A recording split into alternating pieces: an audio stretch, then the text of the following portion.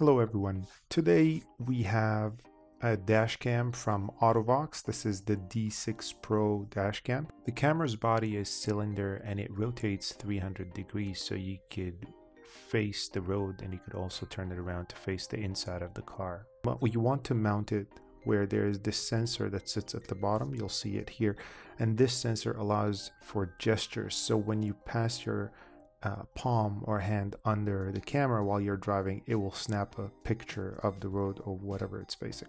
It takes a micro SD card. It comes with a pretty long cable, I would say 2 meters, 6 feet. You could simply just put in your micro SD card and mount it in the car and it will automatically start recording. And then later on you could take that micro SD card and just view the information on your computer or wherever, or you could download an app from your App Store or Google Play and get a live view of what the camera is seeing on your phone.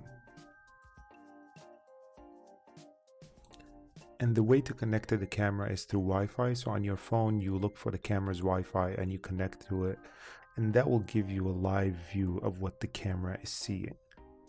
I'll go quickly through the settings here. So you can choose all your voice prompts for the camera. The camera does have a little speaker, so it allows for little notifications and the sound of the shutter. You could also choose your language. You could choose your resolution between 720p and 1080. Choose your speed unit, so kilometers or miles depending where you are. You can sync things to the phone, so you could choose what you want to sync, pictures and videos. By default it syncs your photos to your phone, so these are pictures that the camera took, but the video is saved on the onboard SD card. This camera also has a parking mode, so what happens is you park your car and you leave it and the camera will still run. It won't necessarily record video, but it will sit there in standby, and if any movement happens in front of your car, in front of the camera, so like a motion detector if you will, it will snap pictures of whatever event happened, so you could see that later. Now for this to happen, your car's lighter plug should have power even when your car is shut off. Not all cars have that, but if your car does, then you could utilize the parking mode.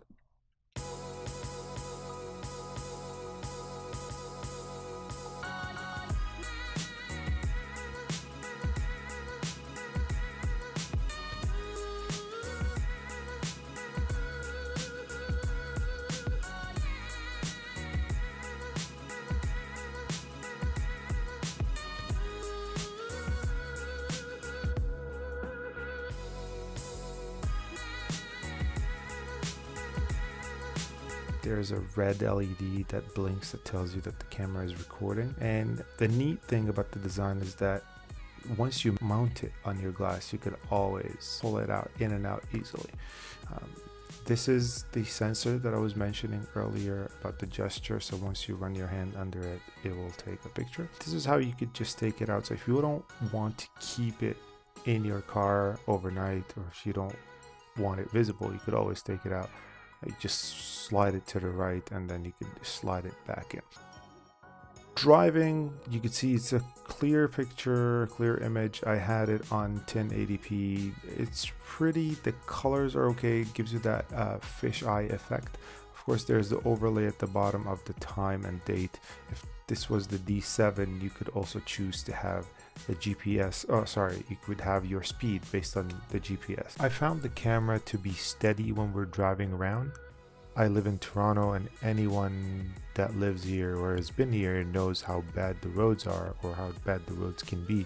So with that, the camera wasn't shaky, wasn't wobbly, so I thought that was great.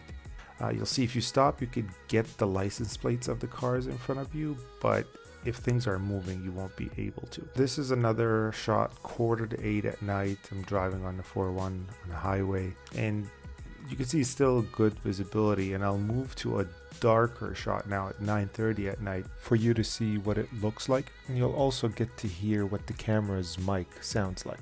At night, so how well it is at night, but also to see how good the microphone is. I had read that the microphone is not that good, so I just wanted to test it for myself. one of the side streets. It's pretty dim. There are a few street lights, and then of course the car's headlights, but I'm interested to see how it's going to turn out on the computer.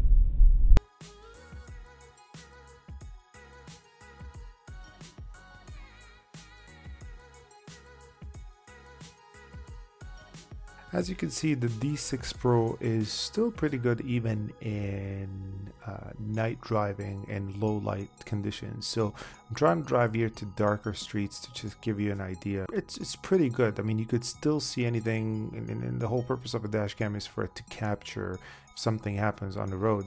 And I think it does that pretty well.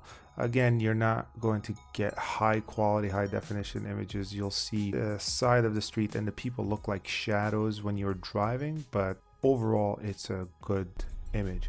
The audio, as you heard over there, I wasn't sure how the audio is going to turn out, but I think it turned out okay. It picks up a lot of road noise, but it also captures any speech inside of the car if you wanted it to.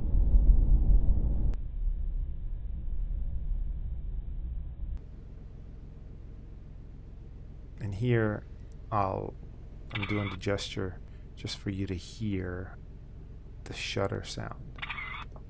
For $140 Canadian or $99 US on Amazon.ca or Amazon.com, I think the D6 Pro is a solid choice for anyone that wants a dash cam and is particularly interested in being able to film the inside and the outside of the vehicle, or even just to capture a specific angle and utilize the 300-degree rotation capabilities of the D6 Pro. Thanks for watching, and if you like this video, please give it a thumbs up and share it, because sharing is caring. Talk to you later.